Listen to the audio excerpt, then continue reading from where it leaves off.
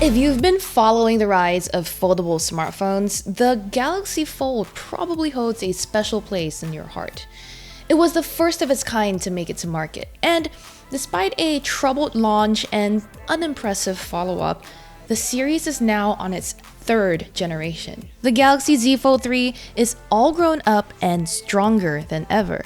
It's had time to learn from the mistakes of its youth, and Samsung has devoted a ton of research into fortifying the foldable's screen, hinge, and overall build. This year, it's even added support for the S Pen, as well as water resistance and more optimized software. But despite all its growth, the Fold 3 is still undergoing an identity crisis.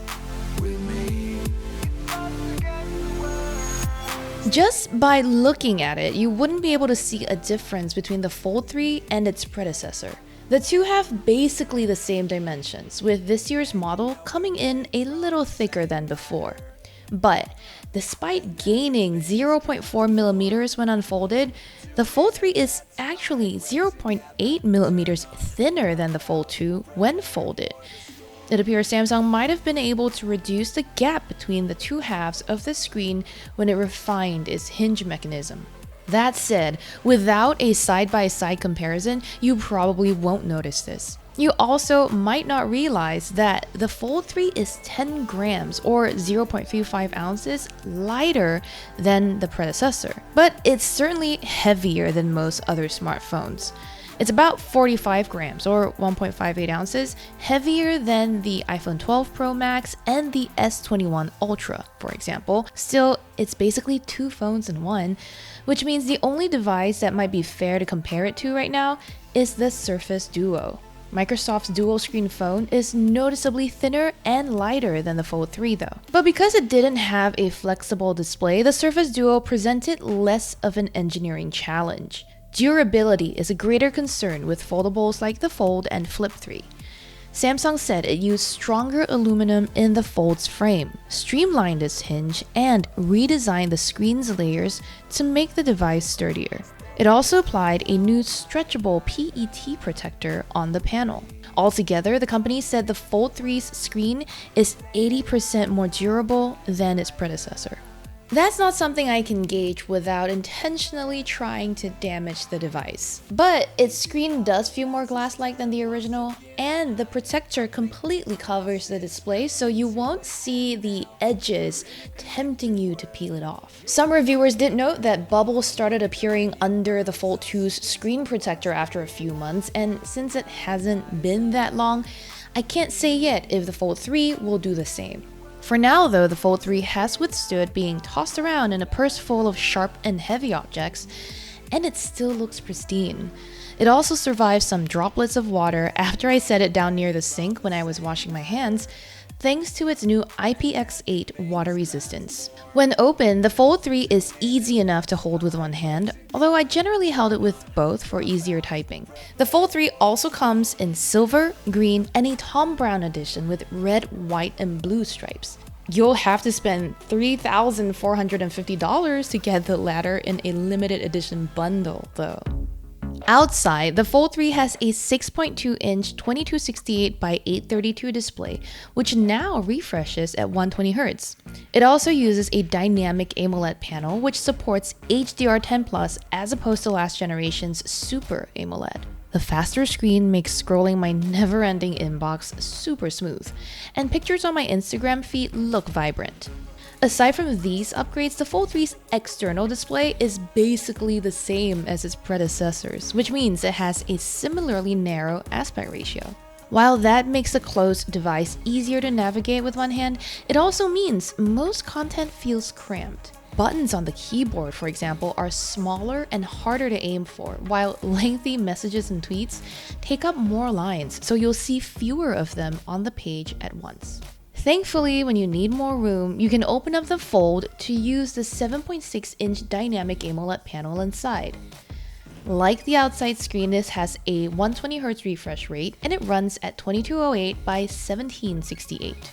To give you a more immersive full screen experience, Samsung used an under-display camera here, or UDC, that can camouflage beneath pixels so you won't have to see the little hole that most modern phones have for their selfie sensors. I never found those tiny circles to be very obstructive or much of an eyesore. Still, if you really hated seeing it, the good news is that the UDC does disappear into the screen with the right background or app. The bad news is that you'll still see it on darker wallpapers, and even when the screen above the camera is displaying something, it creates a noticeable ring of pixelation.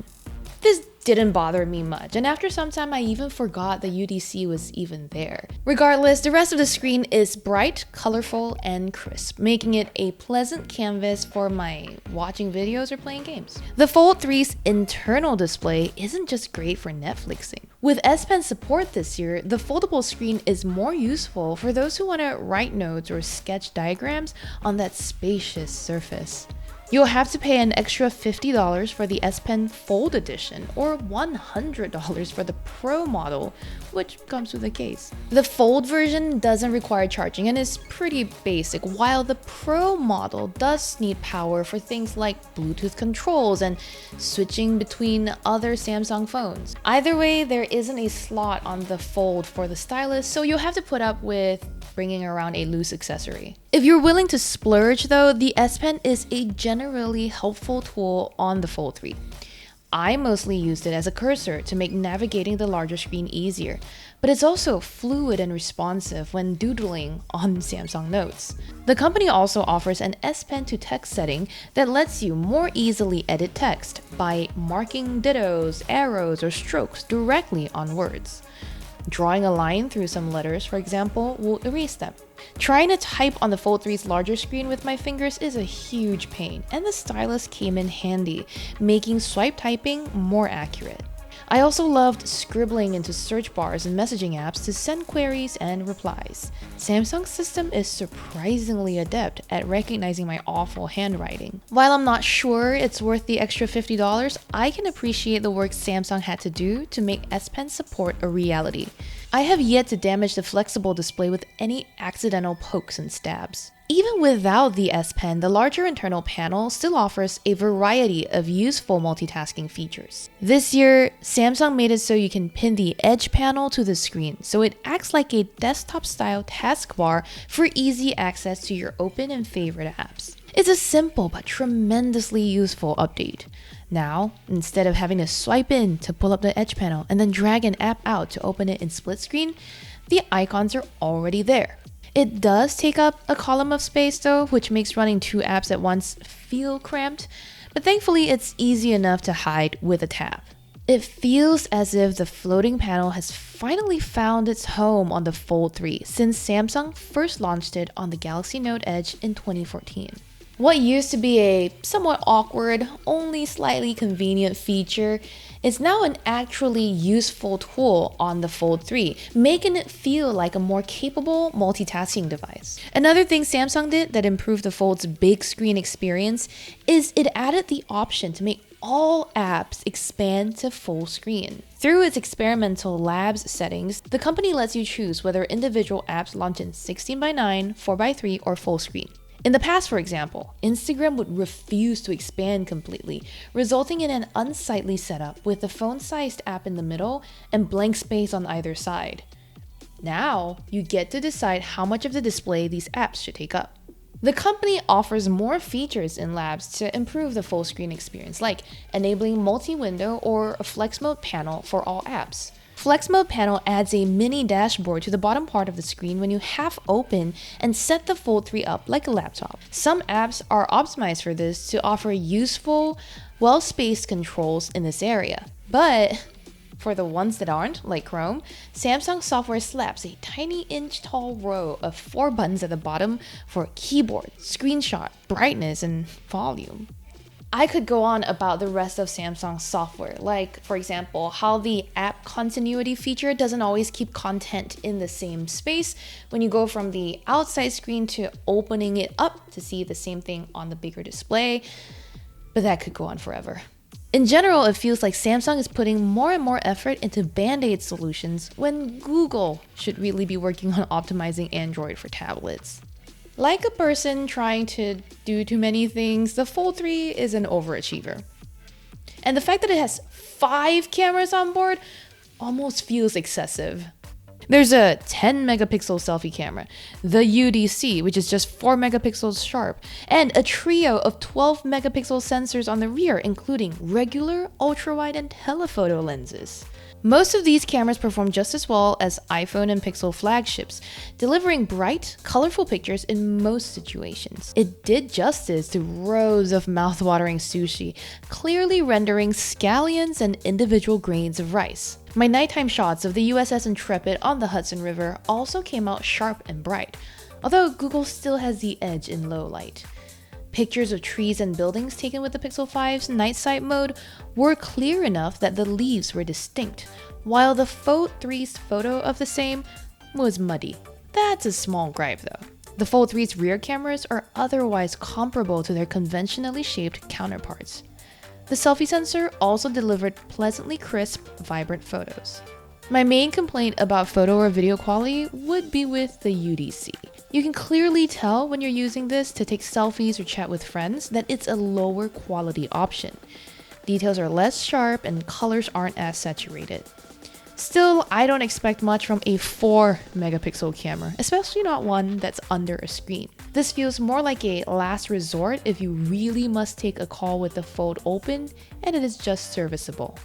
Whether I was using the outside screen or the internal panel, the Fold 3 was mostly snappy. Its Snapdragon 888 processor with 12 gigs of RAM delivered smooth performance as I marked dozens of emails as read, wrote a review while watching a video, and slacking my colleagues. I occasionally had to wait for an app to reopen when I switched between the two displays, but for the most part, everything flew. I also never found myself worrying about the Fold 3 running out of juice.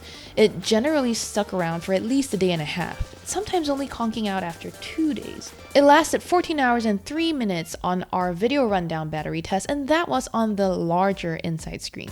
With the Fold 3, it feels like Samsung has tried extremely hard to make a foldable smartphone tablet hybrid work.